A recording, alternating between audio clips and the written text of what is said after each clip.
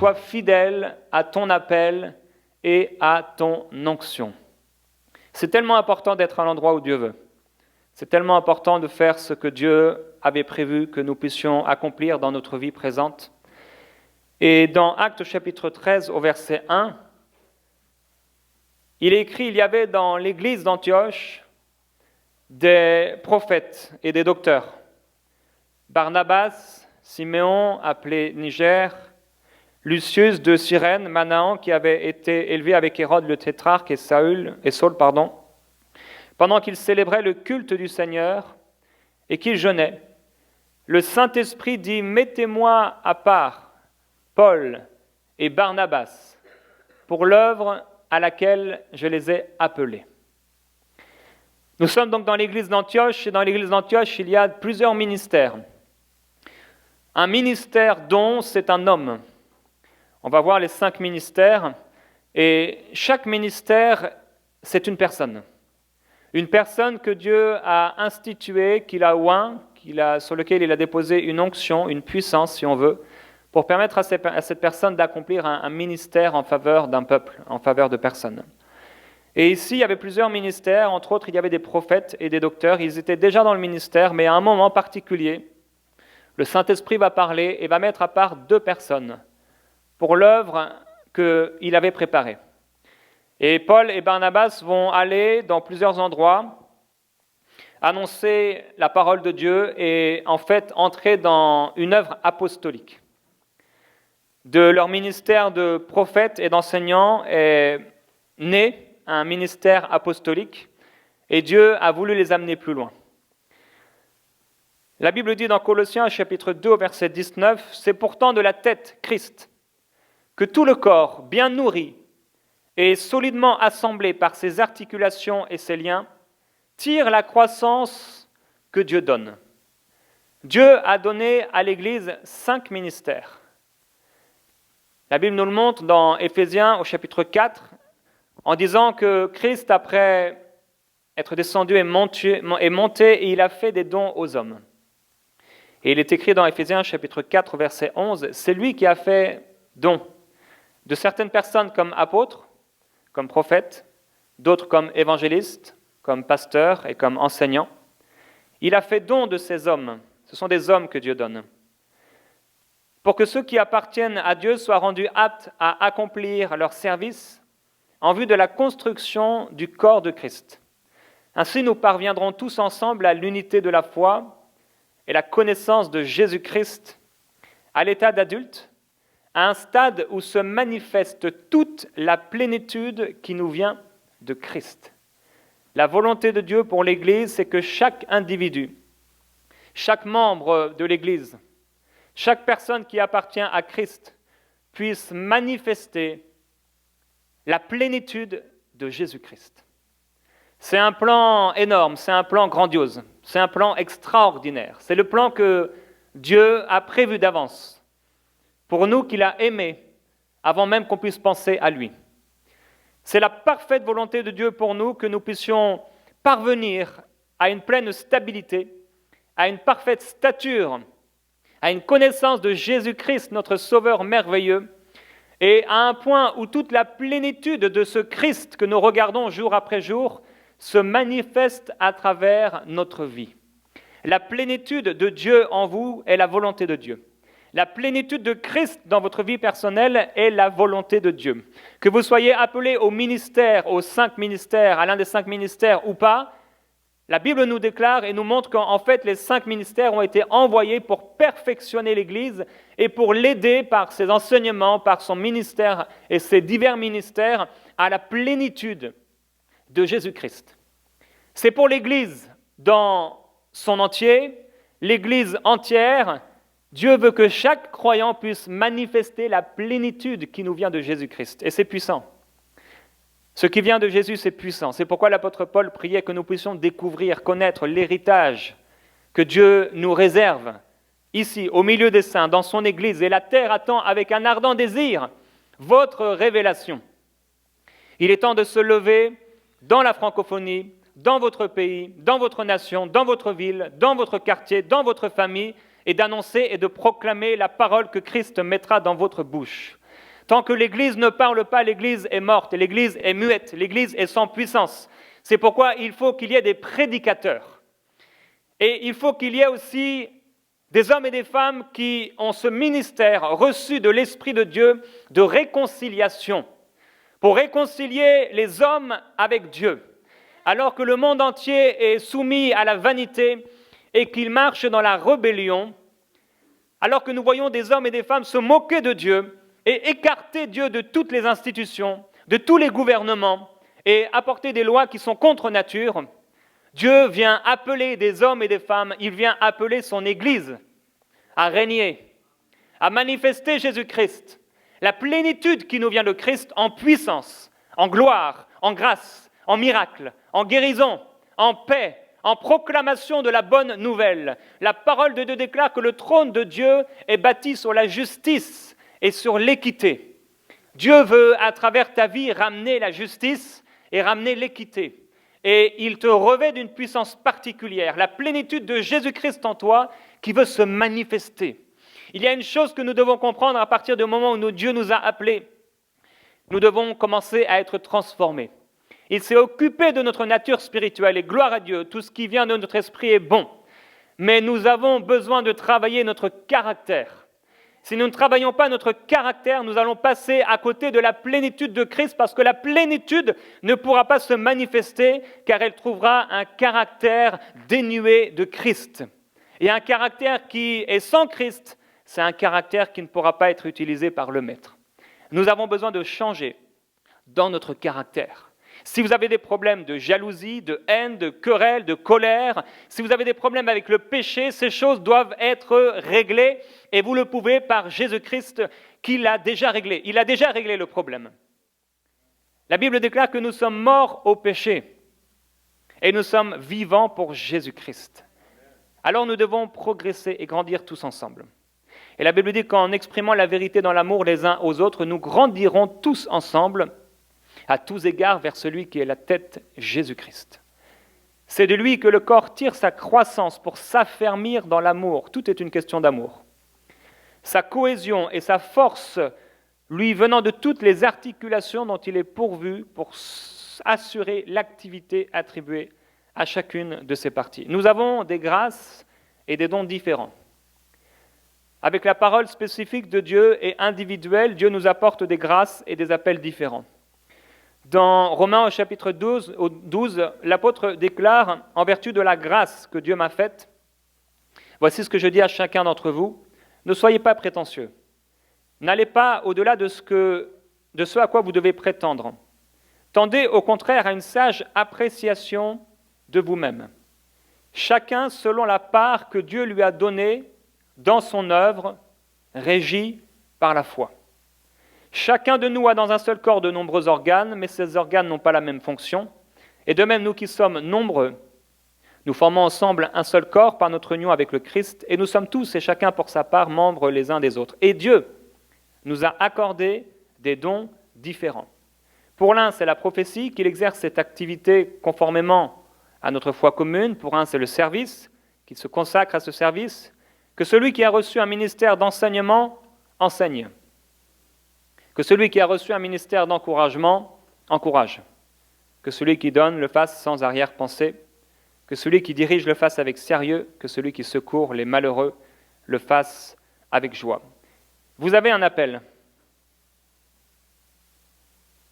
Et il faut décrocher et écouter ce que Dieu a à vous dire. Et une fois que Dieu a parlé, il faut écrire ce que Dieu vous a dit. Écrire la vision. Et il faut méditer sur cette vision. Et il faut tout faire pour que cette vision puisse s'accomplir avec la force que Dieu vous donne. Non pas avec vos forces, mais avec la force que Dieu vous donne.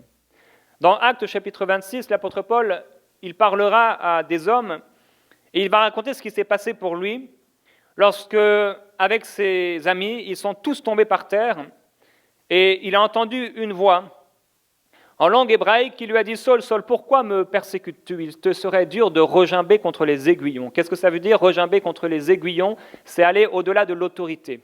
C'est te rebeller contre l'autorité. Dieu, le Seigneur Jésus vient ici dire à l'apôtre Paul « Ce sera dur pour toi de te rebeller contre mon autorité. » Il ne faut pas se rebeller contre la parole de Dieu, mais pouvoir y obéir et y obéir avec joie. Il répondit, « Qui es-tu, Seigneur ?» Et le Seigneur dit, « Moi, je suis Jésus que tu persécutes, mais lève-toi, tiens-toi sur tes pieds, et car voici pourquoi je suis apparu, je te destine à être serviteur et témoin des choses que tu as vues, et de celles pour lesquelles je t'apparaîtrai. » Il lui déclare à l'avance qu'il va lui apparaître plusieurs fois dans sa vie. « Je t'ai pris du milieu de ce peuple et des païens, vers qui je t'envoie pour leur ouvrir les yeux, afin qu'ils se détournent des ténèbres vers la lumière, et du pouvoir de Satan vers Dieu, et qu'ils reçoivent le pardon des péchés et un héritage avec ceux qui sont sanctifiés par la foi en moi. » Voilà. Il rappelle simplement son appel, l'appel qu'il a reçu de Jésus-Christ lui-même. Et il dit, en conséquence, roi Agrippa, je n'ai pas désobéi à la vision divine, mais à ceux de Damas d'abord, puis de Jérusalem, dans tout le pays de Judée, puis aux païens, j'ai annoncé la repentance et la conversion à Dieu. Voilà un homme qui a reçu un appel divin, qui a su l'écouter et qui a su le mettre en pratique.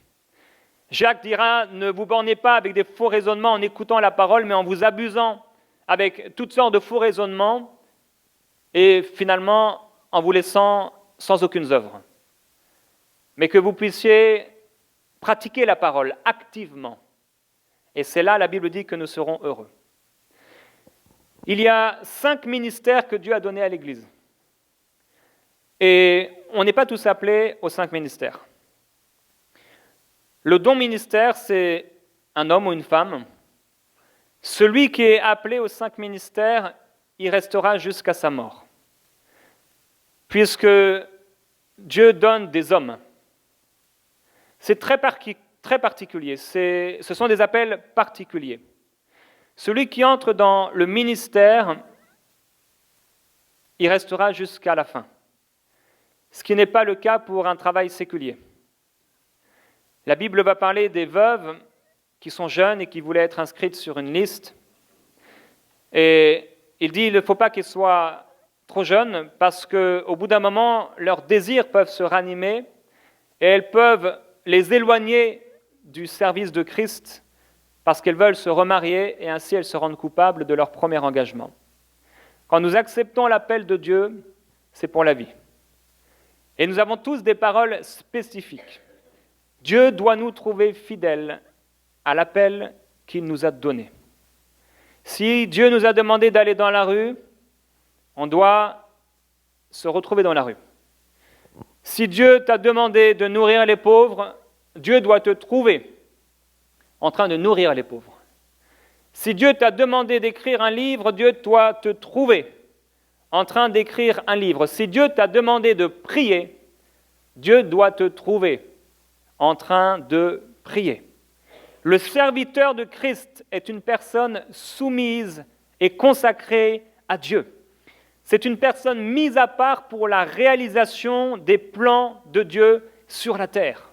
C'est glorieux. Dieu appelle des hommes et des femmes à se consacrer entièrement à lui. Ce sont des mises à part. Beaucoup d'appelés et peu d'élus. Gloire à Dieu pour les élus. Gloire à Dieu pour ceux qui écoutent la parole de Dieu et qui ne s'abusent pas par de faux raisonnements, mais qui la mettent en pratique, qui croient la parole de Christ et qui la pratiquent activement.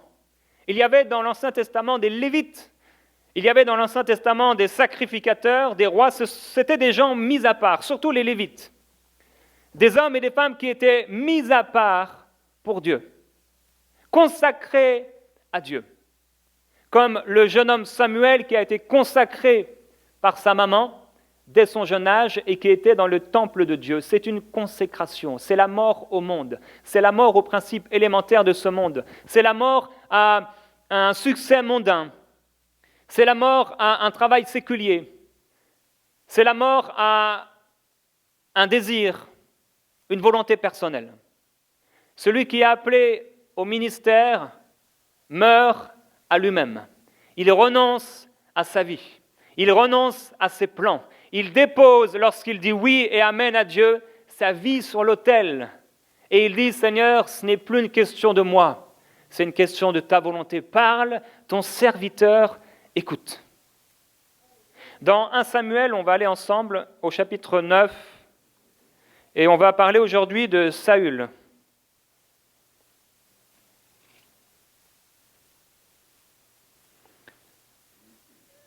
Que le Saint-Esprit vous parle et que vos cœurs soient ouverts pour recevoir ce qu'il veut vous dire personnellement. Dans 1 Samuel au chapitre 9, on voit ici Saül qui était un homme très grand, très beau apparemment. Il dépassait tous ses contemporains de la tête. Son père était un homme important, riche. Et puis, Saül va perdre les ânesses de son père. Il était là derrière le troupeau et il perd les ânesses, le bétail de son père. Quand il perd le bétail de son père, il va aller à la recherche de ce bétail, il va marcher avec son serviteur. Et le serviteur, alors que Saül veut faire demi-tour, va dire « Il y a ici un prophète de l'Éternel.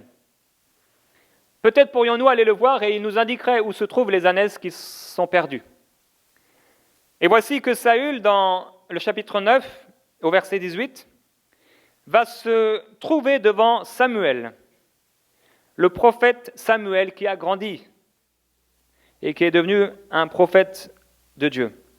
Samuel aperçut Saül et l'Éternel lui dit « Voici l'homme dont je t'ai parlé » au verset 17. « C'est lui qui détiendra le pouvoir sur mon peuple. » Saül s'approcha de Samuel à la porte de la ville et dit « Indique-moi, je te prie, où est la maison du voyant ?» Samuel répondit à Saül « C'est moi le voyant. » Voilà quelqu'un qui a appelé au ministère, quelqu'un qui est appelé par Dieu mais qui n'a aucune vision des réalités spirituelles. Quand Dieu nous appelle au ministère, quand Dieu nous appelle à une fonction, quand il nous donne une parole spécifique, il est possible que pour nous ce soit complètement flou. Il est possible que pour nous ce soit un autre langage. Il est possible que pour nous ça puisse ne pas faire écho dans notre cœur ou en tout cas dans nos pensées, parce qu'on se dit il faudrait que ce soit quelqu'un d'autre qui le fasse. Peut-être Seigneur tu t'es trompé. Je me souviens lorsque Dieu m'a dit « Je t'appelle à lever une armée d'évangélistes », j'ai dit « Mais Seigneur, je ne suis pas évangéliste. » En gros, j'ai dit au Seigneur « Tu t'es trompé. » Saül n'a aucun discernement spirituel.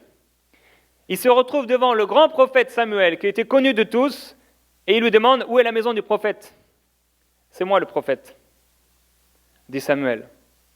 Et ça nous rappelle un peu ce même Samuel lorsqu'il était enfant, au chapitre 3 et au verset 7. La Bible nous dit que Samuel ne connaissait pas encore l'Éternel lorsque le Seigneur va se manifester à lui et qu'il va l'appeler Samuel. Samuel. La parole de Dieu ne lui avait pas encore été révélée. Il ne connaissait pas encore l'Éternel. Et c'était un problème pour les gens dans l'Ancien Testament, c'est qu'ils pouvaient être oints par Dieu sans connaître Dieu, surtout les rois. Et c'est cette méconnaissance de Dieu qui a créé beaucoup de problèmes dans l'Ancien Testament. Peu qui ont reçu une onction ont pu aller jusqu'au bout et être approuvés par Dieu. Il y a des hommes qui ont reçu une onction royale sans connaître Dieu personnellement. Mais gloire à Dieu, ce problème a été réglé dans la Nouvelle Alliance. Dans la Nouvelle Alliance, Dieu donne une onction à quelqu'un qui le connaît, qui a été mis à l'épreuve, qui est fidèle. Qu'est-ce que l'onction ? Il y a l'onction de la nouvelle naissance. C'est la présence du Saint-Esprit qui est venu en nous, nous sauver. Par cette onction, nous avons la paix avec Dieu. Par cette onction, nous sommes en alliance avec Dieu. Par cette onction, nous pouvons parler, discuter avec Dieu et entendre sa voix. Par cette onction, nous avons l'intime connaissance, conviction que nous sommes devenus enfants de Dieu. C'est l'onction de la nouvelle naissance, la grâce d'avoir un père, la grâce d'avoir un papa. La grâce d'être un fils, une fille, d'être un enfant et d'être aimé de notre Père céleste. Il y a aussi l'onction du baptême du Saint-Esprit. Cette onction vient et elle nous bouleverse, elle nous sort de notre petite vie d'enfant et elle veut nous amener dans des réalités profondes, plus profondes. Elle nous remplit maintenant du Saint-Esprit avec le signe du parler en langue et Dieu nous donne maintenant un instrument glorieux qu'est le baptême du Saint-Esprit avec la possibilité de prier dans l'Esprit pour aller plus loin avec Dieu. Ceux qui méprisent le baptême du Saint-Esprit ne pourront jamais aller très loin avec Dieu. L'onction du baptême du Saint-Esprit vient là et elle nous rafraîchit, elle nous restaure, elle nous amène plus loin, elle nous amène dans des profondeurs plus grandes. Il y a aussi cette onction des 5 ministères. Chaque onction est très différentes, très particulières et uniques. Même deux onctions de prophètes, par exemple, seront manifestées différemment par l'un et par l'autre en fonction des paroles spécifiques que Dieu donnera à un prophète ou à un autre prophète. Nous avons tous le ministère de la réconciliation, et ça, c'est une onction qui est venue à notre nouvelle naissance. Quand nous sommes devenus un enfant de Dieu, nous avons reçu une onction spéciale pour pouvoir parler de Jésus autour de nous, pour pouvoir imposer les mains aux malades et qu'ils soient guéris, pour pouvoir parler de la part de Dieu. Samuel ne connaissait pas l'Éternel. Aujourd'hui, Dieu donne une onction du ministère à quelqu'un qui le connaît intimement. Et plus nous connaîtrons Dieu, plus nous pourrons le servir. Plus nous connaîtrons le Seigneur Jésus-Christ, et plus nous pourrons refléter la gloire de Dieu. Celui qui est appelé, si vous avez reçu une parole spécifique de Dieu, vous devez vous préparer. La préparation. C'est tellement important. Et parfois c'est tellement long. Mais c'est un passage obligé. Nous préparer à ce que Dieu nous a demandé. Je me souviens pendant plusieurs années où, lorsqu'on me donnait des prophéties et des paroles, je trouvais ça encourageant et je disais merci Seigneur, mais je laissais ces paroles derrière moi. Ça m'encourageait sur le coup, mais j'oubliais ces paroles. Et pendant plusieurs années, et je me suis repenti d'avoir délaissé derrière moi la parole de Dieu. Chaque parole que Christ vous donne doit être accomplie. On doit se préparer, on doit croître, on doit grandir, on doit se perfectionner. La Bible parlera de Samuel, la Bible dit que Samuel grandissait et l'Éternel était avec lui et il ne laissait aucune de ses paroles rester sans effet. Ça veut dire que lorsque Samuel entendait une parole de Dieu, il ne la laissait pas sans effet, mais lorsqu'il recevait une parole spécifique, il faisait tout pour pouvoir l'accomplir. Aucune des paroles que Dieu donnait au jeune prophète Samuel ne restait sans effet. Quand Dieu lui parlait, il faisait tout ce qu'il fallait pour que cette parole puisse se manifester. S'il fallait changer d'agenda, s'il fallait changer de fonctionnement, s'il fallait dépenser, s'il fallait se mettre à l'écart, s'il fallait se consacrer, s'il fallait s'opposer à certaines personnes, il faisait tout pour que la parole de Dieu ne reste pas sans effet. Une autre version dira « Il ne laissera tomber aucune des paroles de Dieu à terre ». Il ne faut pas laisser des paroles de Dieu à terre. Certaines personnes, vous marchez sur la parole de Dieu, vous avez délaissé des paroles de Dieu, vous les avez laissées derrière vous, et vous demandez à Dieu « Seigneur, parle-moi ». Mais Dieu vous dit « Reviens à la parole que je t'ai donnée au commencement ». Au commencement, Dieu créa les cieux et la terre. La terre était informe et vide, mais l'Esprit de Dieu planait au-dessus des eaux. Et Dieu a commencé à parler. Quand il n'y a pas le Saint-Esprit, l'Église est morte. Quand il n'y a pas la puissance, la vitalité, la parole donnée par le Saint-Esprit, l'Église est sans aucune puissance. L'Église est une tradition, l'Église est un gouvernement humain, mais certainement pas une Église divine. Il y a beaucoup qui construisent aujourd'hui une église avec un gouvernement humain. Personnellement, je ne veux pas régner, je ne veux pas gouverner, je ne veux pas dominer, je veux que Christ me gouverne. Je veux que Christ règne en moi. Je veux que Christ puisse dominer à travers ma vie, que Christ règne et que nous puissions diminuer, que nous puissions mourir en terre, que la graine puisse mourir en terre et pouvoir porter du fruit. Il faut que Christ soit vu. Ce n'est pas une question de votre vie, ce n'est pas une question de qu'est-ce que je vais faire ce week-end, qu'est-ce que je vais faire de ma vie, c'est une question de sa volonté. C'est une question de son royaume. L'homme est poussière, il retournera à la poussière, mais il doit retourner à la poussière glorieux, plein d'honneur, avec plein de fruits qu'il a apportés dans le royaume de Dieu. La plénitude de Christ doit se manifester en toi. Tu dois aller plus loin dans la connaissance de Christ. Tu dois te développer jusqu'à arriver à la stature parfaite de Jésus-Christ, où se manifeste toute la bonté, tout l'amour, toute la paix, toute la douceur de Christ, toute la puissance de Christ. Samuel grandissait parce qu'il ne laissait tomber à terre aucune des paroles de Dieu. Pour pouvoir grandir, il ne faut pas laisser les paroles de Dieu tomber à terre. La Bible dit aussi que Jean-Baptiste, la Bible dit l'enfant grandissait et se fortifiait en esprit. Il resta dans les déserts jusqu'au jour où il se présenta devant Israël. Il grandissait, il se fortifiait.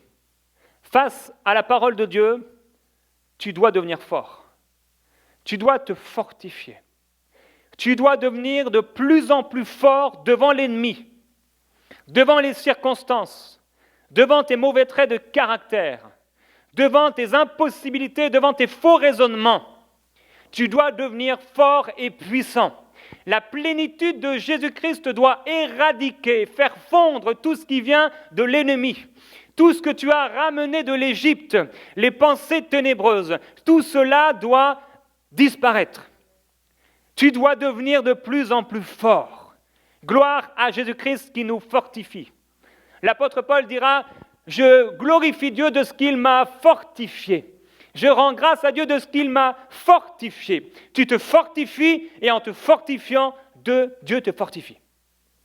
Tu dois te fortifier. Nous devons nous fortifier. Nous devons devenir de plus en plus forts. Certaines personnes, vous luttez avec des choses dans vos vies depuis des années. Vous luttez avec la peur, vous luttez avec la jalousie, vous luttez avec la colère, avec la haine. C'est comme si vous ne réussissez pas à sortir de là. Mais Dieu dit, devenez plus forts. Devenez plus forts. Je vous ai oint, je vous ai donné mon esprit, je vous ai donné toutes les clés du royaume de Dieu pour pouvoir être fort dans ce monde. Jésus dit, n'ayez pas peur, j'ai vaincu le monde. Quelle grâce, quelle gloire extraordinaire de savoir que Jésus-Christ a vaincu le monde. Je n'ai pas besoin de vaincre le monde. Le monde a déjà été vaincu. Je n'ai pas besoin de vaincre les circonstances où Satan, il est déjà sous mes pieds. J'ai besoin de marcher, de croire la parole de Christ et de laisser cette plénitude de Christ se manifester de plus en plus en moi.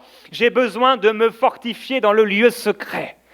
La parole de Dieu nous appelle à nous fortifier dans le lieu secret, à devenir de plus en plus forts. J'aimerais te dire que l'ennemi que tu vois dans tes yeux, tu ne le verras plus jamais, car le Seigneur est avec toi. Il dit, l'ennemi que tu vois devant toi, tu ne le verras plus jamais. Les Égyptiens que tu vois devant toi, tu ne les verras plus jamais. Effectivement, lorsqu'ils les ont revus, ils étaient sans vie. Ils étaient sur le bord du rivage. Ils étaient tous morts. Leurs ennemis avaient été éradiqués par la puissance du Très-Haut. La peur n'est rien devant Dieu. La jalousie n'est rien devant Dieu. La colère n'est rien devant le Tout-Puissant. Le péché n'est rien devant celui qui a la puissance de s'assujettir toutes choses par la force divine qui est en lui. M'approcher de Christ, c'est mon bien. M'approcher de Dieu, c'est mon bien. Il y a des temps où tu dois te fortifier dans le lieu secret, devenir de plus en plus fort et grandir en stature. Gloire à Dieu pour le caractère qui se sanctifie, pour les caractères qui sont changés. Merci au Seigneur parce qu'il nous appelle de gloire en gloire. Tu dois aller dans une gloire nouvelle. Tu dois te revêtir de Christ plus qu'hier. La Bible dit même que Jésus grandissait et il se fortifiait en esprit. Il était rempli de sagesse et la grâce de Dieu était sur lui. Tu dois te fortifier et grandir en sagesse. Et la grâce divine que le Seigneur a attachée à ta vie se manifestera avec efficacité, en vertu de sa force. Dieu est puissant. Dieu est glorieux. Il n'y a rien que Dieu nous appelle à faire qu'il n'a pas la puissance d'accomplir dans nos vies. Il est capable d'utiliser même un âne pour accomplir sa volonté. À combien plus forte raison il s'occupera de toi, il t'utilisera, il te façonnera, si seulement tu es docile et obéissant. Si seulement tu veux accomplir son œuvre et non pas vivre dans cette vie présente comme les gens de ce monde qui ne connaissent pas le Seigneur. Mais si seulement tu lui offres tout, tu te consacres à lui, tu déposes ta vie sur l'autel, il te fortifiera, il te perfectionnera, il te rendra inébranlable. C'est la parfaite volonté de Dieu de te rendre puissant. L'apôtre Paul était tellement puissant. Lapidé, il était encore puissant. Devant les coups, il était puissant. Devant la famine, devant la faim, devant les jeûnes, il était puissant. Dans les prisons, il était puissant. Sous les pierres, il était puissant. Rien ne lui faisait peur. Absolument rien. À cause de son amour pour Dieu, il a balayé la honte, il a balayé la peur pour servir son maître. Car la peur vient pour t'empêcher de servir Dieu. La peur vient diminuer l'onction de Dieu dans ta vie. Ce n'est pas ta peur, c'est celle de Satan. En réalité, ton homme intérieur n'a pas peur. C'est Satan qui tremble. Ce sont les démons qui tremblent. Et ils essaient de te prendre, de s'accrocher à toi et de te faire trembler avec eux. Parce qu'ils savent, ils ont entendu la parole spécifique que Dieu a adressée du haut des cieux à leur sujet. Ils iront dans le lieu de tourment, éternellement tourmentés, au siècle des siècles. Gloire à Jésus-Christ. Dieu ne donne pas d'onction à quelqu'un par hasard. L'apôtre Paul dit « Je rends grâce à celui qui m'a fortifié, à Jésus-Christ, notre Seigneur, de ce qu'il m'a trouvé fidèle, en m'établissant, quand Dieu t'établit. Personne ne peut te faire tomber. En m'établissant dans le ministère, moi qui auparavant étais un blasphémateur, un persécuteur, un homme violent. L'important, comme on dit souvent, n'est pas l'endroit où tu te trouves. L'important, c'est de te laisser façonner par Christ, de développer la plénitude de Jésus-Christ en l'adorant, en l'aimant, en te consacrant à lui, en te fortifiant par le Saint-Esprit et par sa parole puissante, et avancer, grandir, croître, aller plus loin. La fidélité, c'est quelque chose d'obligatoire si nous voulons aller là où le Seigneur nous a demandé d'aller. Nous avons besoin d'être fidèles. Dieu ne donne pas son onction à quelqu'un par hasard. Toujours dans 1 Samuel, au chapitre 10, au verset 19, on voit que le peuple va réclamer un roi. Et dans 1 Samuel 10, au verset 19, Samuel va dire « C'est vous qui aujourd'hui rejetez votre Dieu qui vous a sauvé de tous vos malheurs et de toutes vos angoisses, et vous lui dites « Établis un roi sur nous ». La royauté a été instituée parce que le peuple a voulu un roi.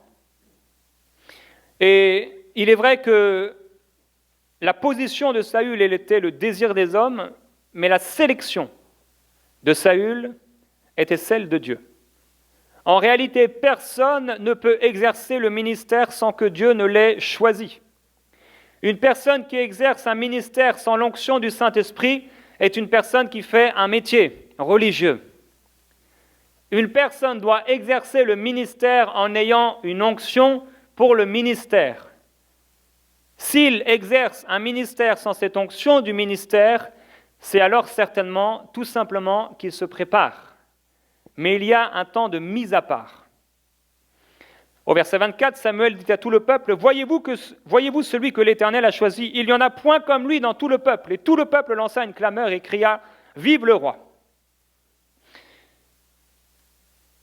Au verset 6 du même chapitre, il est écrit que Samuel va oindre Saül avec une fiole d'huile et il va prophétiser sur lui. Il va lui dire, l'Esprit de l'Éternel s'emparera de toi, tu prophétiseras avec eux et tu seras changé en un autre homme. Au verset 9, dès que Saül eut tourné le dos pour se séparer de Samuel, Dieu lui donna un autre cœur et tous ces signes se produisirent le même jour. Lorsque Saül est oint par Samuel, Dieu change son cœur. En fait, Dieu ne change pas la nature de son cœur, mais il change la capacité de son cœur à supporter l'onction et la position, la fonction que Dieu lui donne. On va voir que Saül va se mettre à prophétiser. L'Esprit de Dieu va s'emparer de lui alors qu'il est à la rencontre d'une troupe de prophètes et avec eux, il va commencer à prophétiser. Je crois personnellement que Saül était appelé à un ministère de prophète, mais que malheureusement, il n'a jamais pu y entrer parce qu'il n'a pas été trouvé fidèle devant Dieu. Il est évident qu'il était appelé par Dieu dans un ministère prophétique, en plus de son onction royale.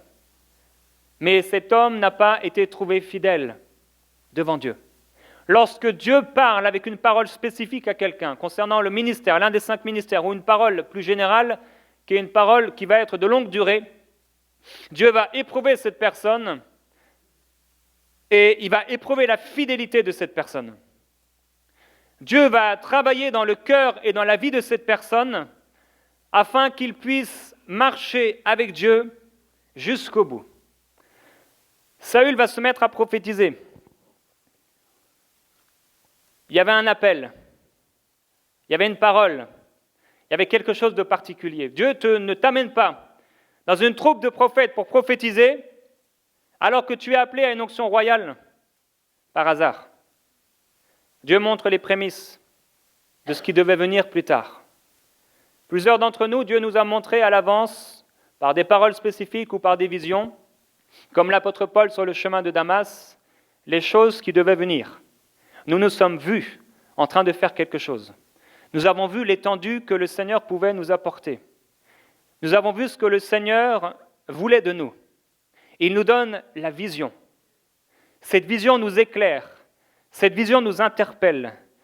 Cette vision nous amène à changer notre perception de la vie, notre perception de notre vie sur la terre, notre perception de nos jours. Saül est passé à côté. Au verset 16, Saül répondit à son oncle alors qu'ils vont revenir après avoir été oints par le prophète Samuel. Le prophète Samuel va dire, voilà, à Saül, tu es appelé à devenir roi. Et il va oindre cet homme. Saül va revenir alors que le prophète a dit, ne t'inquiète pas, les ânesses ont été retrouvées, maintenant ton père s'inquiète pour toi. Et alors il va croiser son oncle de retour à la maison. Et Saül va répondre à son oncle alors que son oncle lui demande, dis-moi, qu'est-ce que t'a raconté le prophète Samuel ? Saül va répondre, il nous a bien signalé que les ânesses étaient retrouvées, mais il ne lui raconta rien au sujet de la royauté dont avait parlé Samuel. Lorsque l'oncle de Saül va s'informer auprès de lui pour savoir ce que le prophète Samuel lui a dit, Saül va être sage, il garde le secret. Lorsque nous sommes appelés au ministère, même si personne ne le sait, Dieu saura nous y introduire si nous sommes fidèles. Dieu révélera aux autorités spirituelles quel est notre appel, si seulement nous sommes fidèles, si seulement nous arrêtons de grogner, si seulement nous essayons par nous-mêmes de gravir les marches, si simplement Dieu nous trouve fidèles, il nous établira dans son saint service. Quand le prophète va venir devant le peuple qu'ils vont, entre guillemets, tirer au sort, le sort va être sur Saül, la Bible dit que Saül va se cacher. Vous savez, il dépassait tout le monde de la tête. Et Saül commence à se cacher, il a peur, il est intimidé, il n'a pas l'habitude. C'est, entre guillemets, encore un enfant. On voit qu'il y a dans son caractère quelque chose qui peut-être nous est commun, peut-être un manque d'estime, peut-être un manque de confiance. Il n'a pas encore la confiance d'un roi. Quand Dieu t'appelle, il est peut-être évident que tu n'as pas encore la confiance de ton appel. Tu n'as pas encore la vision claire de ce à quoi Dieu t'appelle, mais ces choses doivent être formées en toi. Dieu montre à Abraham, regarde les étoiles des cieux. Commence à changer ta pensée. Voici, je change ton nom. Je change le nom de ton épouse. Je change tout autour de toi, la vision que tu as de toi-même, de la vie, de tes circonstances, de ton futur. Je change ta perception. Je parle avec une parole spécifique. Je m'adresse à toi, Abraham. Je te donne une parole spécifique, une vision rafraîchie, une vision nouvelle. L'homme éclairé, l'homme spirituel juge de tout. Il discerne les temps, il discerne les saisons. Il discerne ce à quoi Dieu l'appelle. L'homme spirituel juge de tout, mais l'homme charnel est impatient, il se rebelle et il n'entre pas dans ce que Dieu voulait pour lui, malheureusement. Beaucoup d'appelés, mais peu d'élus. Il avait un problème d'estime. Vous savez, c'est un peu comme les grands, il y a des gens qui sont très grands, et quand ils sont peut-être à l'école, ils vont pour beaucoup se rendre bossus, parce qu'ils sont plus grands que tout le monde. Ça te parle, Yveline ?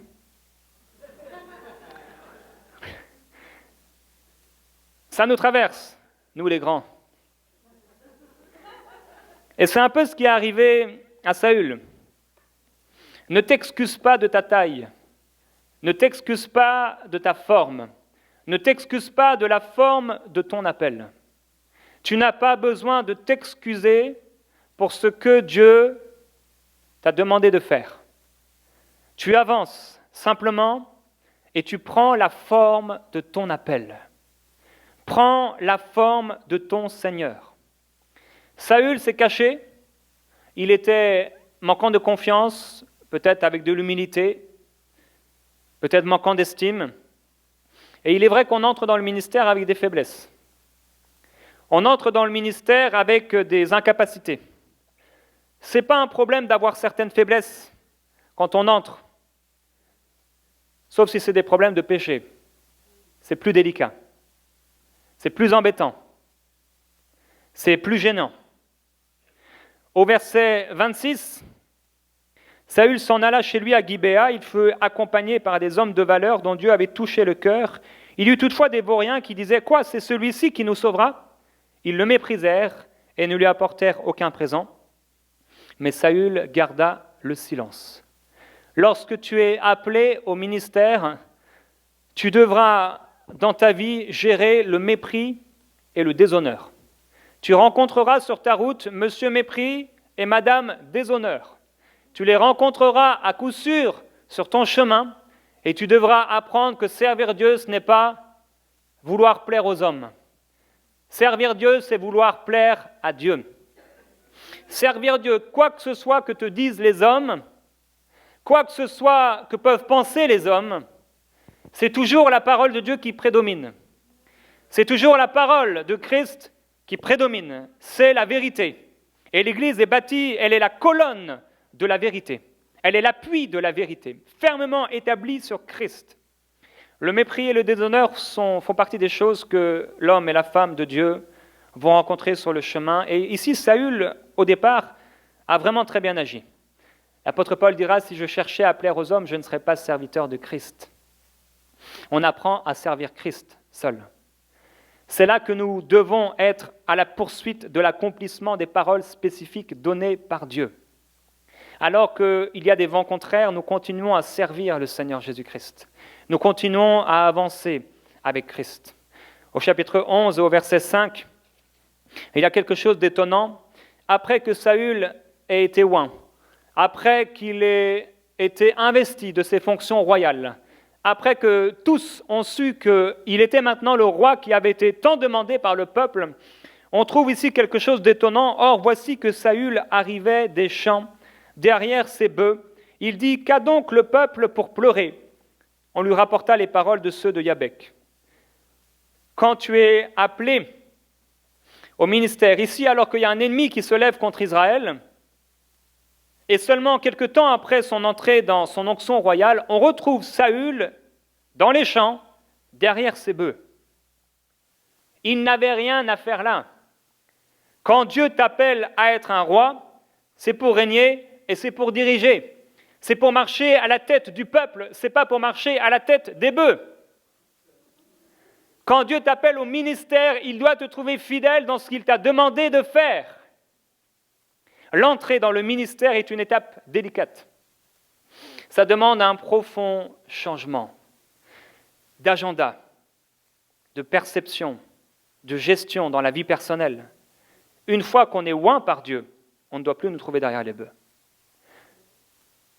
Les bœufs. Tu vois ce que c'est un bœuf ?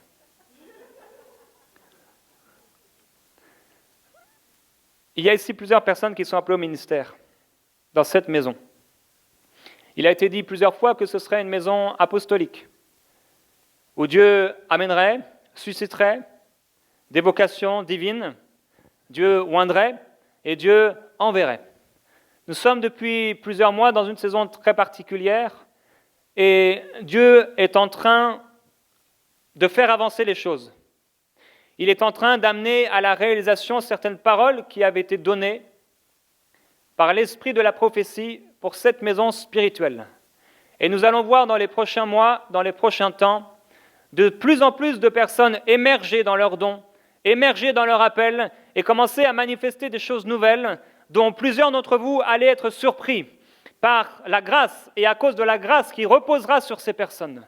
Il est important de marcher dans la grâce que Dieu a associée à notre vie. Je ne peux pas marcher dans la grâce d'un autre.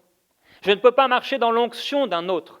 Je ne peux pas imiter l'onction d'un autre parce que je dois recevoir ma propre onction. Je dois recevoir ma propre grâce. Je dois marcher dans la grâce que Dieu a voulu pour moi, désiré pour moi. Et une fois que Dieu me trouve fidèle, une fois qu'après avoir été appelé, je me souviens quand Dieu m'a appelé au ministère, les premières fois j'avais 12 ans. Dieu me l'a rappelé lorsque j'avais 18 ans. Lorsque j'avais entre 19 et 21 ans, Dieu m'avait par la bouche de 10 à 15 personnes rappelé qu'il m'appelait au ministère. J'avais de la difficulté à accepter au départ l'appel de Dieu pour ma vie. Et il y a eu tout un temps de fidélité. Fidélité aux réunions, fidélité aux serviteurs de Dieu, fidélité à Dieu, fidélité à sa parole. Je me souviens un temps, alors que Dieu m'avait appelé au ministère, et je disais dans mon église locale, « Seigneur, mais je ne vois plus de vision, il n'y a plus de parole particulière. » Au moment où je faisais cette prière, mon pasteur ouvre la bouche, c'était en Bretagne, et il dit, « Tu dis dans ton cœur, pourquoi n'y a-t-il plus de parole spécifique? Pourquoi n'y a-t-il plus de vision? Mais sache que pendant ce temps, je regarde l'amour que tu as pour mon Fils Jésus-Christ. La fidélité à l'appel. Plus l'appel est important, plus le caractère devra être sanctifié, plus la préparation devra être solide. Parce que quand tu tombes, plus tu tombes de haut, plus ça fait mal. Plus tu tombes de haut, plus de gens sont là pour te regarder tomber. Et nous ne devons pas être une occasion de chute. Ils sont beaucoup ceux qui sont tombés comme Lucifer sur la terre. Ils sont beaucoup ceux qui sont tombés. 1/3 des anges avec lui ont chuté dans sa rébellion à Dieu. Ils sont nombreux, mais nous ne voulons pas en faire partie. Après ce temps de fidélité à Dieu, lorsque nous agissons selon les indications du Saint-Esprit en nous, lorsque nous nous soumettons à l'homme que Dieu met dans notre vie, alors que nous nous soumettons aux autorités spirituelles parce que Dieu ne nous placera pas, ne nous sèmera pas, ne nous établira pas en dehors de sa maison, alors il y aura un temps de fidélité qui durera peut-être pendant des années parfois. Jusqu'à ce qu'un jour, Dieu nous mette à part. Dieu nous dise, c'est le moment. Et Dieu nous établisse. Il y a un temps où celui qui est appelé au ministère de la parole, Dieu lui donnera des occasions de tenir un groupe, de s'occuper des gens, d'exhorter, d'encourager. Il le fera dans les rues, il le fera dans les maisons, il le fera dans la maison de Dieu. Il exhortera, il encouragera. Il encouragera les enfants, il encouragera les anciens, il encouragera, il exhortera, il sera mis à l'épreuve par Dieu. Dieu ne fait rien par hasard. Dieu regarde, Dieu observe le cœur de celui qui est appelé au ministère. Et il y a un temps où Dieu mettra une onction. Cette onction du ministère, on sait quand on l'a. On sait quand elle vient sur nous. C'est une expérience particulière qui établit un homme ou une femme dans un ministère. Dieu donne cette personne au monde. Dieu donne cette personne à l'Église. Cette personne ne s'appartient plus elle-même. Nous savons qu'en Christ, nous ne nous appartenons plus, mais cette personne est maintenant consacrée à l'appel de Dieu. Elle ne peut pas faire autrement que de servir Dieu. Jonas a essayé. Elle est consacrée au Seigneur. Plusieurs d'entre vous, vous allez recevoir cette onction divine pour le ministère. Et quand cette onction vient sur vous, je crois qu'il est mauvais qu'on nous retrouve derrière les bœufs, alors que nous sommes censés diriger le peuple. L'apôtre et les apôtres diront « Il n'est pas convenable que nous laissions la parole de Dieu pour servir aux tables. » Il n'est pas convenable, frères et sœurs, il n'est pas convenable, je parle en prophète, il n'est pas convenable que nous délaissions la parole de Dieu pour servir aux tables. Il n'est pas convenable. Il viendra un temps pour notre cher ami pasteur Riaz où il ne sera plus convenable qu'il soit derrière les bœufs. Il y a un temps où quand Dieu t'appelle et quand Dieu te oint, il n'est plus convenable de servir aux tables. La Bible dit qu'en ce temps-là, le nombre de disciples augmentait et on a commencé à faire des pressions sur les ministères pour qu'ils puissent servir aux tables. Ils se sont réunis et ils ont dit aux disciples, aux croyants de l'Église, il n'est pas convenable que nous délaissions la parole de Dieu pour servir aux tables, mais choisissez cet homme rempli du Saint-Esprit pour qu'il puisse accomplir cette tâche. Ils les présentèrent aux apôtres qui, après avoir prié pour eux, leur imposèrent les mains et les laissèrent aller à leur activité. Chacun reçoit une part dans l'œuvre de Christ. Et dans cette part et cette fonction, il manifeste la plénitude de Jésus-Christ. La Bible dit qu'à partir de ce moment-là, la parole de Dieu se répandait de plus en plus. Et le nombre de disciples augmentait beaucoup à Jérusalem. Pourquoi ? Parce que chacun était à sa place. Vous savez, c'est très mignon de voir un président d'un pays donner pendant 15 minutes pour une vidéo à la télévision de la soupe à la soupe populaire. C'est très beau, c'est très mignon, mais ça ne lui va pas. Ce n'est pas fait pour lui. Le roi d'un pays, le président d'un pays n'est pas là pour donner de la soupe à des gens dans la rue. Ça vous choque peut-être?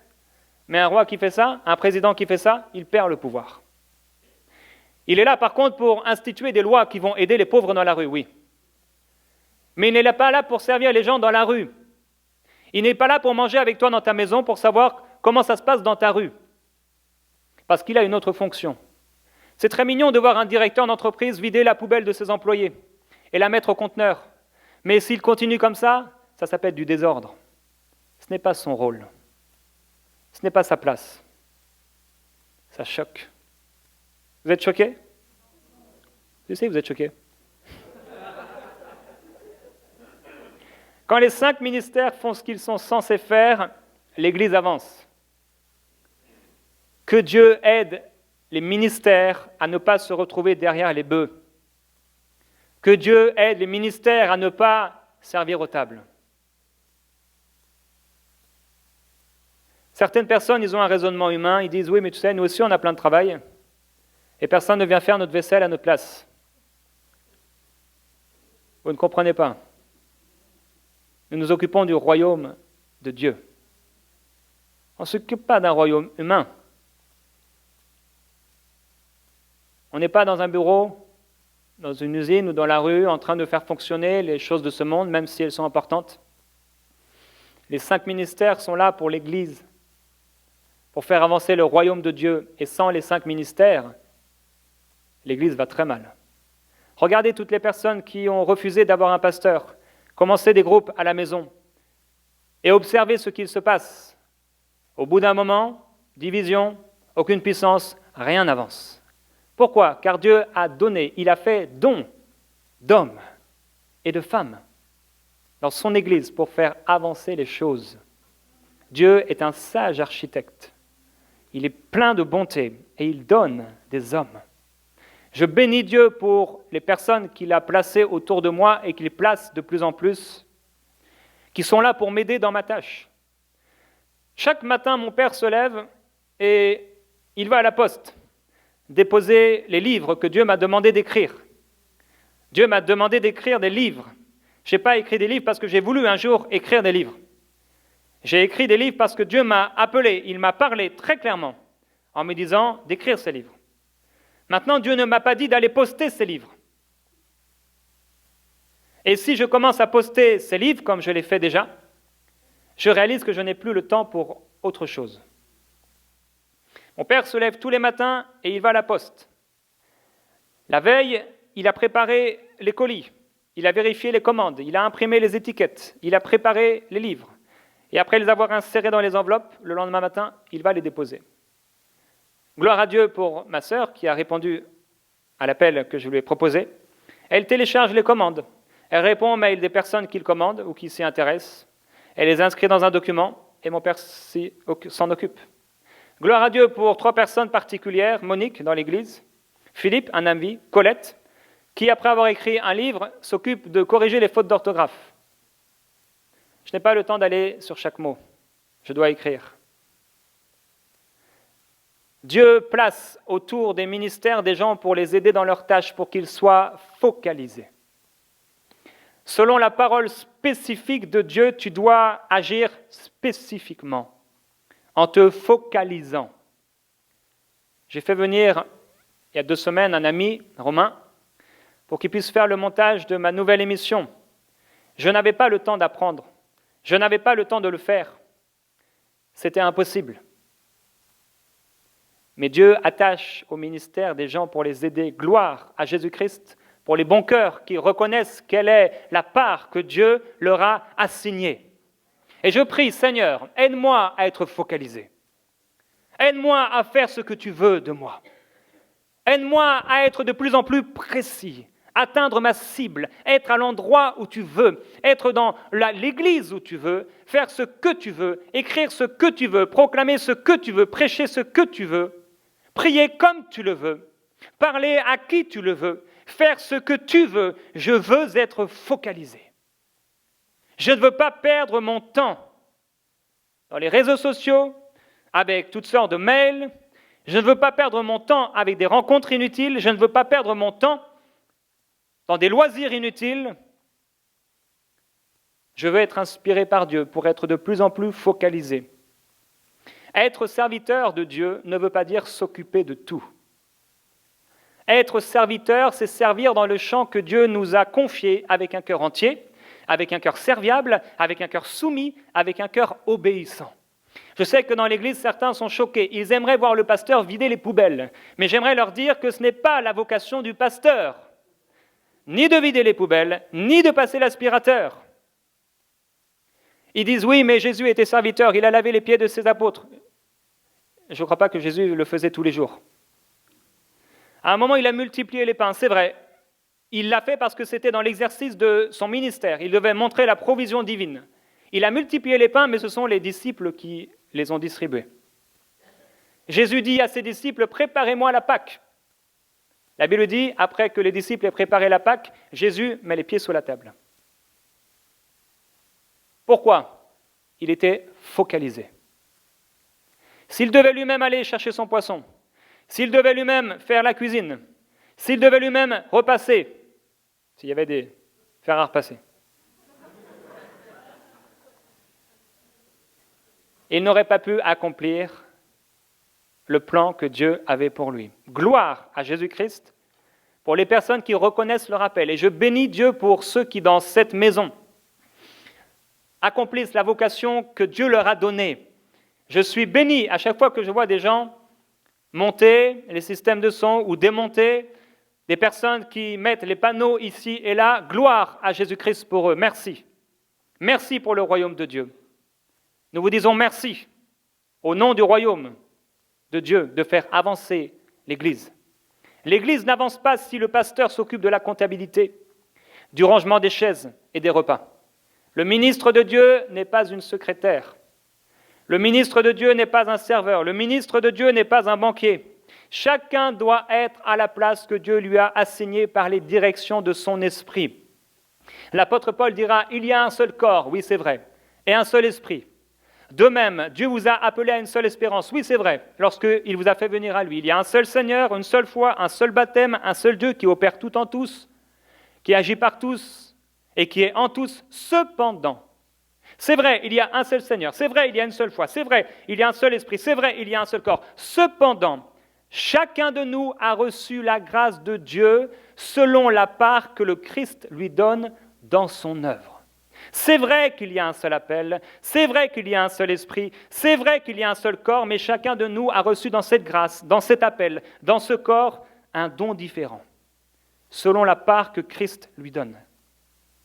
Gloire à Dieu pour les personnes que Dieu attache aux 5 ministères de cette Église pour que nous puissions travailler efficacement et nous focaliser sur la vision céleste.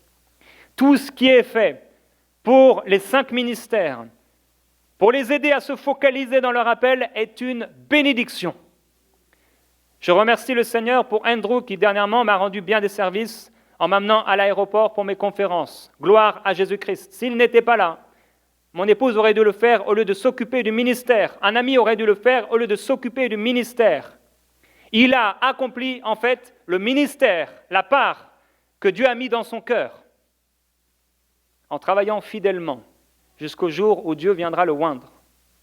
Nous devons être focalisés pour accomplir ce que Dieu nous demande d'accomplir. Sois focalisé.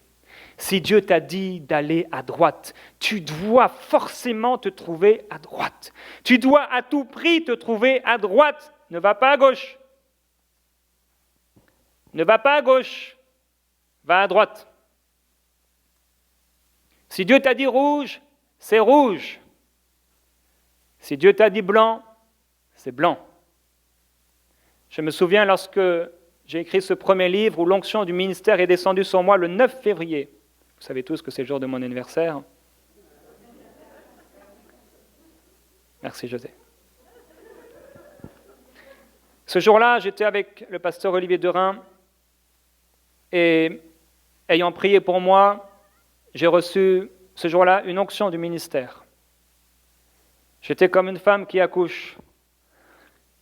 Quelques jours après, Dieu m'a parlé pour écrire un livre et j'ai écrit 200 prédications. par la seule onction du Saint-Esprit que Dieu m'avait donnée dans un ministère d'enseignant.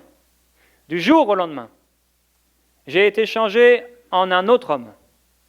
Du jour au lendemain, cette onction d'inspiration a bouleversé ma vie. Alors qu'auparavant, je devais réfléchir, travailler, méditer, je marchais dans la révélation. L'onction change les choses. L'onction transforme les choses. Cette onction du ministère nous amène dans ce qui est impossible à l'homme, à accomplir des choses qui par notre capacité ne pourraient pas être accomplies. Et alors que j'ai écrit ce livre, je disais au Seigneur, mais quel est le format de ce livre? Je voulais avoir le format de ce livre. Et dans un rêve, j'ai vu mon livre. Ça m'a beaucoup aidé. Un format encyclopédie de 600 pages, ça m'a aidé. Tu dois prendre la forme de ton appel, la forme de ton ministère. Alors que tu travailles activement dans le royaume, Dieu te façonnera. Et il y a une chose importante, c'est que servir aux tables ne veut pas dire qu'on n'est pas appelé au ministère. Contrairement à ce que beaucoup pensent, servir aux tables ne fait pas de nous un chrétien de second rang. La chair n'est pas le summum de la vie chrétienne. Absolument pas. Dans beaucoup d'églises, on adule les hommes et les femmes de Dieu et on a l'impression que c'est presque Christ qui est là. On fait d'eux des idoles, dans beaucoup d'églises. Il y a des hommes et des femmes qui sont devenus des idoles. Ils remplacent Dieu dans la vie des gens. C'est un grand problème. Dans beaucoup d'autres églises aussi, on salit ces hommes et ces femmes et on ne respecte pas la place et la fonction que Dieu leur a donnée. Et ça, c'est un autre grand problème.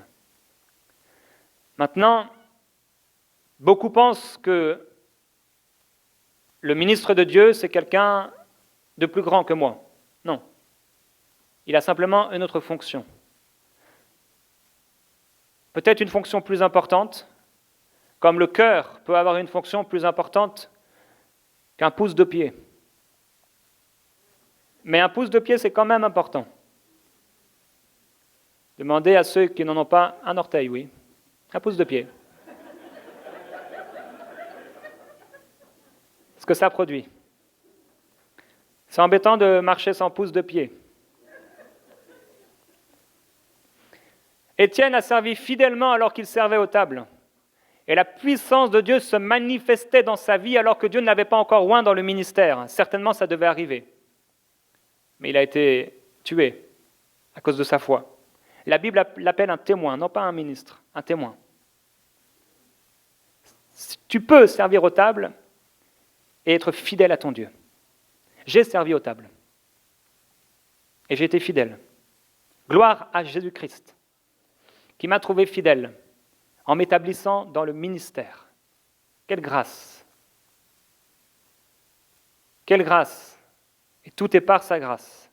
Étienne a servi fidèlement aux tables, sans vouloir prendre la place des apôtres, sans se rebeller contre les apôtres, en disant « Vous êtes là, vous prêchez la parole de Dieu, vous prêchez ce Jésus qui vous lavait les pieds, et maintenant vous nous dites à nous de vous laver les pieds ?»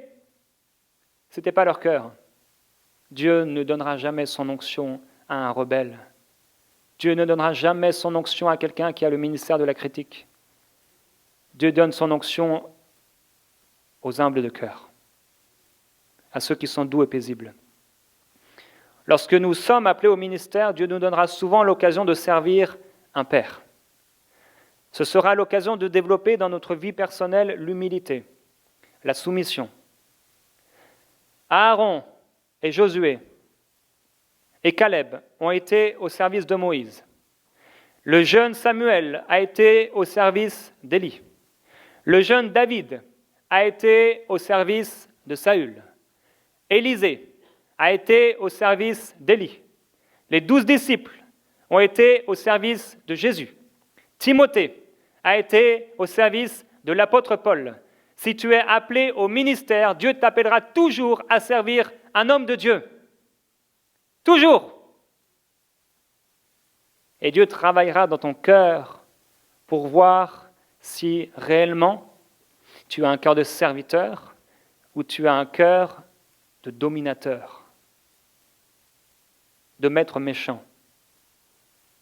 Que le cœur de serviteur puisse se développer dans nos vies. Au chapitre 11, au verset 6, on voit que l'Esprit de Dieu va s'emparer de Saül quand il va entendre le rapport qu'on lui donne qu'un ennemi vient contre Israël. Et à ce moment-là, le Saint-Esprit vient sur lui alors qu'il avait été oint. Le Saint-Esprit vient sur lui et on ne reconnaît pas Saül. La Bible dit que la terreur de l'Éternel s'est abattue sur le peuple qui s'est mis en marche comme un seul homme. Voilà la manifestation de l'onction royale.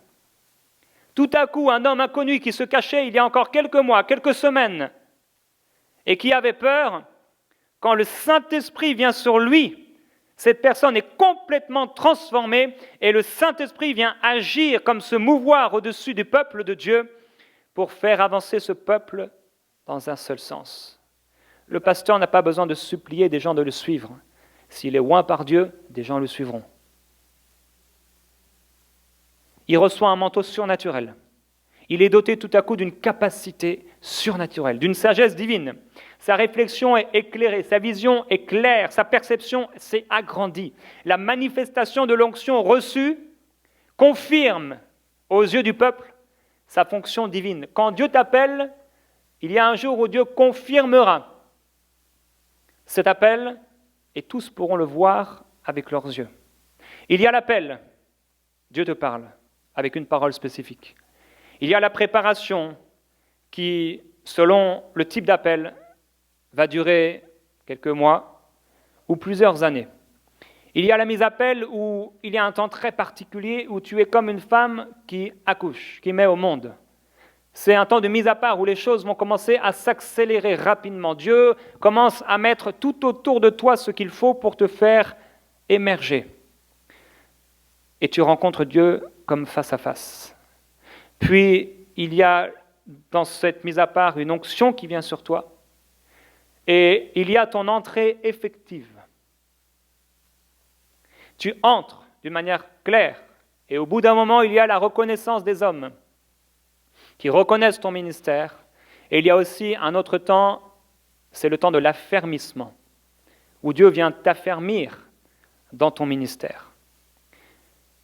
2 ans seulement après son investiture, Saül va se retrouver dans une situation de crise. Ils sont entourés d'ennemis. Le prophète Samuel a dit « Dans 7 jours, je reviens. Attends-moi. » 7 jours passent et le prophète Samuel n'a pas l'air de venir. Alors Saül va commencer à se déplacer, entrer dans une fonction qui n'était pas la sienne et il va offrir un sacrifice à la place du prophète Samuel. Saül commet une grande erreur en sortant de son onction royale sans aucune autorité divine. J'ai parlé des paroles spécifiques. Chacun doit rester fidèlement attaché à son appel et à son onction. Je ne peux pas prendre l'appel d'un autre. Je ne peux pas prendre l'onction d'un autre. Il y a des pressions qui vont venir sur toi quand Dieu t'introduira. Des pressions financières, des temps d'attente non prévus, des difficultés, des imprévus qui peuvent susciter des occasions de chute. Combien d'évangélistes, Dieu les avait oints dans le ministère pour être des évangélistes. Et avec les pressions financières, ils ont créé une église. Dieu ne peut pas approuver ça. Parce que Dieu n'a pas donné une onction de pasteur sur un homme qui a seulement reçu une onction d'évangéliste. Je dois marcher dans mon onction. Et il y a aujourd'hui des milliers d'églises qui fonctionnent avec un évangéliste que Dieu a oint mais qui n'est pas pasteur. Alors les âmes sont sauvées, mais les âmes ne sont pas enseignées et elles partent et l'église ne grandit pas. Il est tellement important d'être à la place que Dieu te donne. Dieu parle dans ta vie, il dit « Je connais les projets et les plans que j'ai formés pour toi.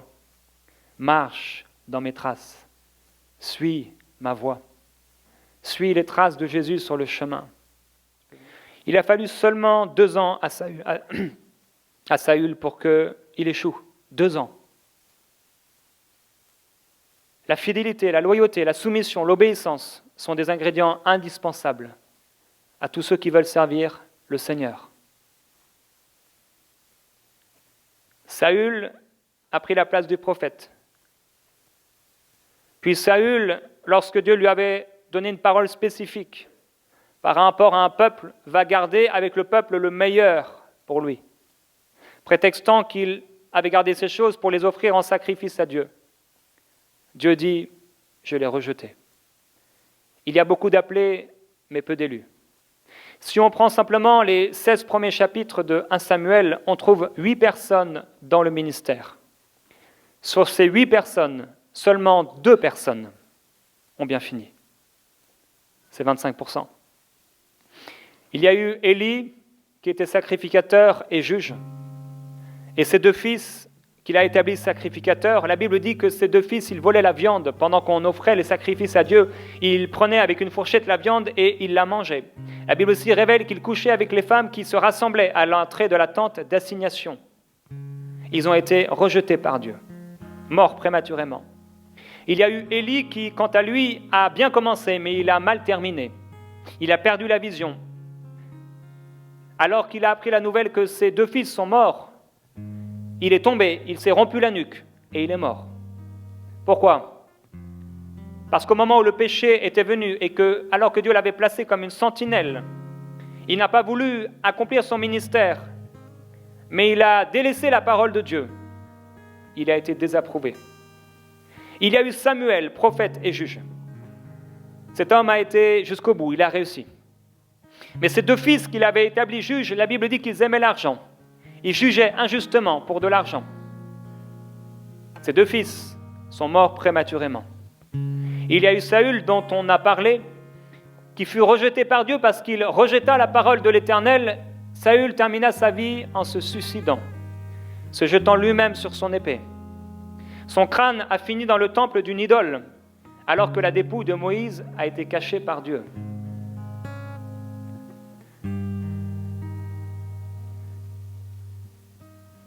Saül a voulu chercher à plaire aux hommes.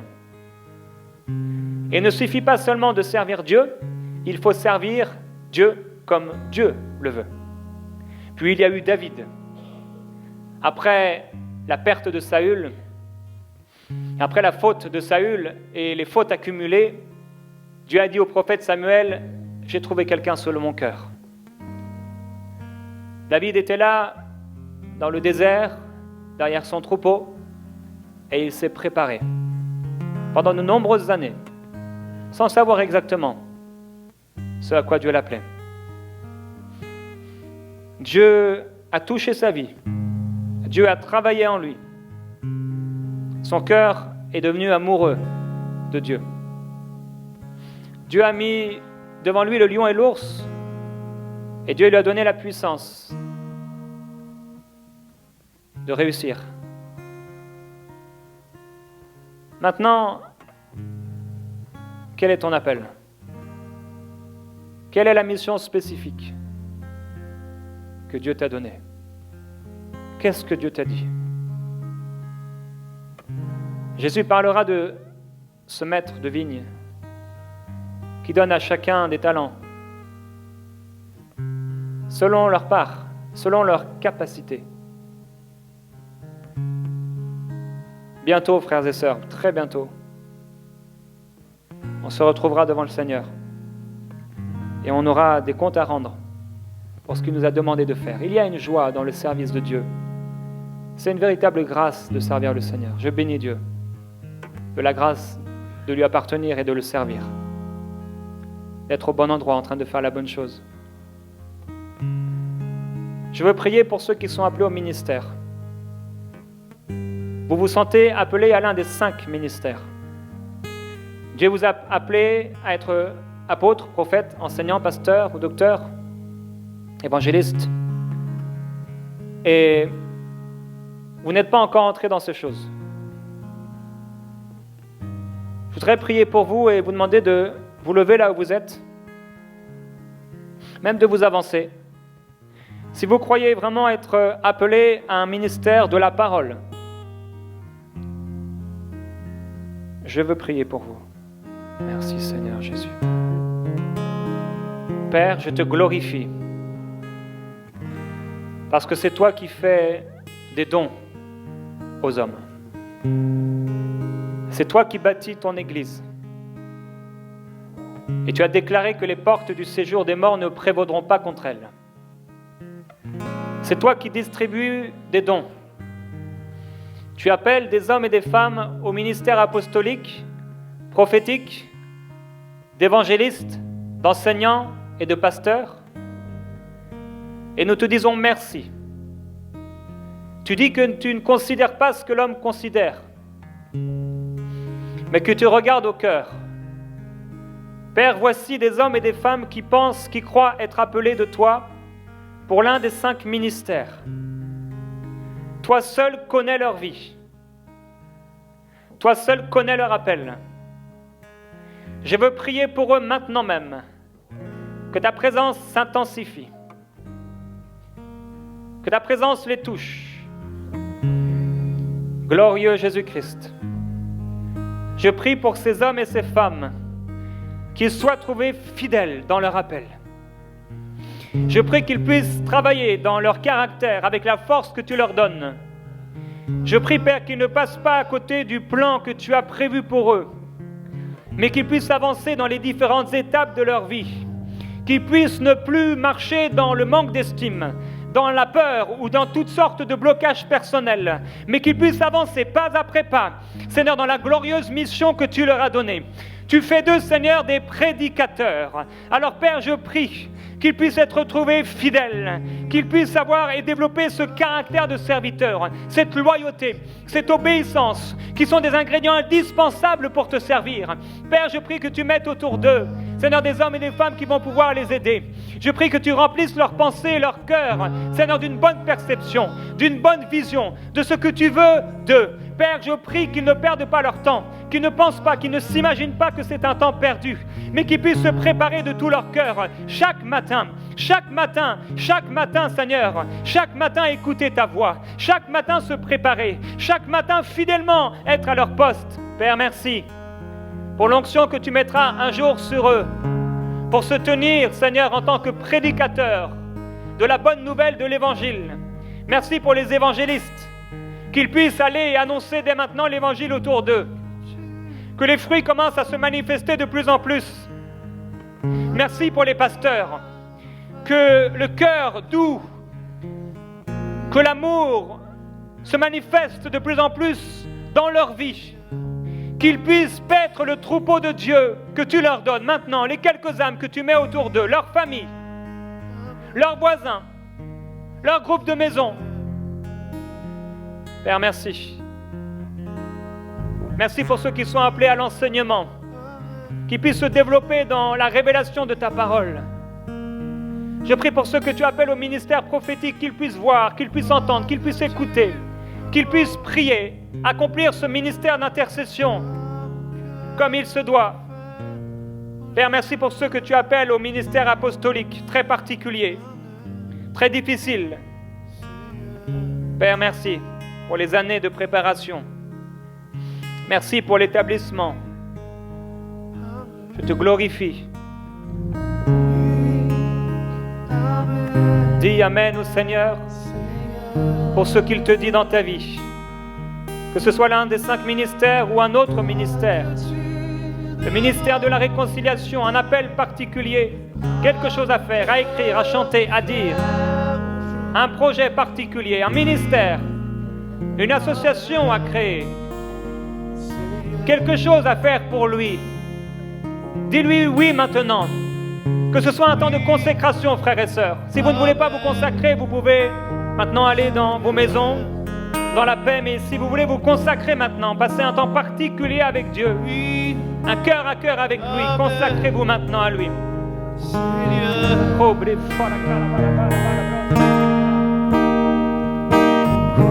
que tu demandes à mon cœur de faire aujourd'hui, oui, Amen, Seigneur.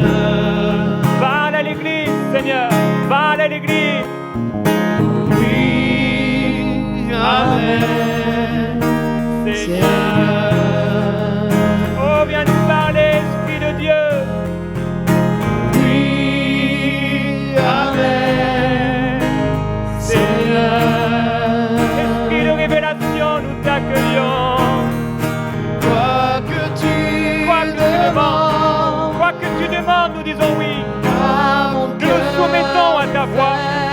Oh Seigneur Jésus, oui et Amen. Nous disons oui et Amen. Que tu n'appelles, Seigneur, que tu nous appelles à droite, nous irons à droite. Que tu nous appelles à gauche, nous irons à gauche. Seigneur, quoi que ce soit l'appel qui est dans notre vie, si c'est un métier, si c'est un ministère, Seigneur, si c'est un projet, nous disons oui à ta volonté. Viens maintenant faire parler. Viens maintenant amener des songes et des visions. J'appelle maintenant des prophéties. J'appelle des songes et des révélations maintenant à renaître, à rejaillir. Des paroles qui avaient été perdues, maintenant à rejaillir dans les esprits, à rejaillir. Maintenant je prophétise des songes. Je prophétise des visions célestes, des visions de direction. Des paroles de direction maintenant. Dieu dit, sois attentif à la parole que je vais te donner. Glorieux Seigneur, merci.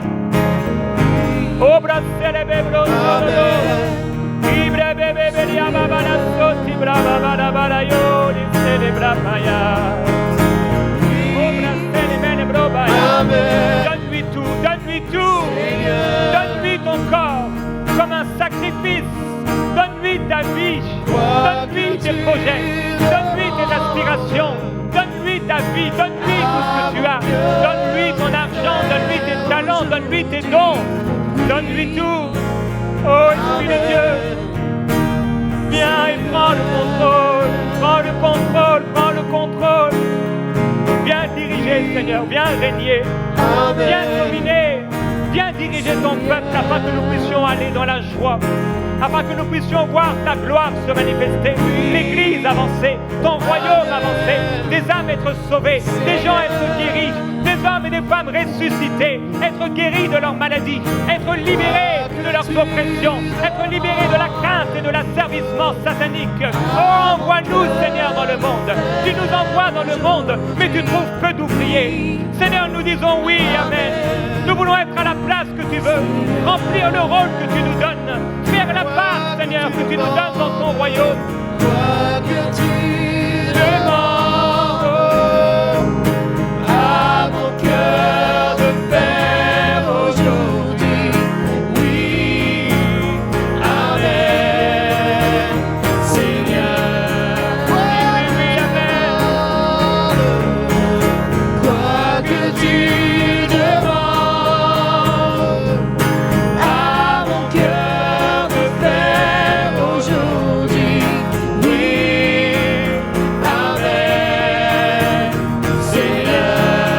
Merci pour ton Église qui est ton corps. Que la plénitude se manifeste dans nos vies personnelles. Que ta gloire se manifeste de plus en plus afin que le monde sache que tu es Dieu. Nous te disons oui, Seigneur. Amen. Parle, ton serviteur écoute.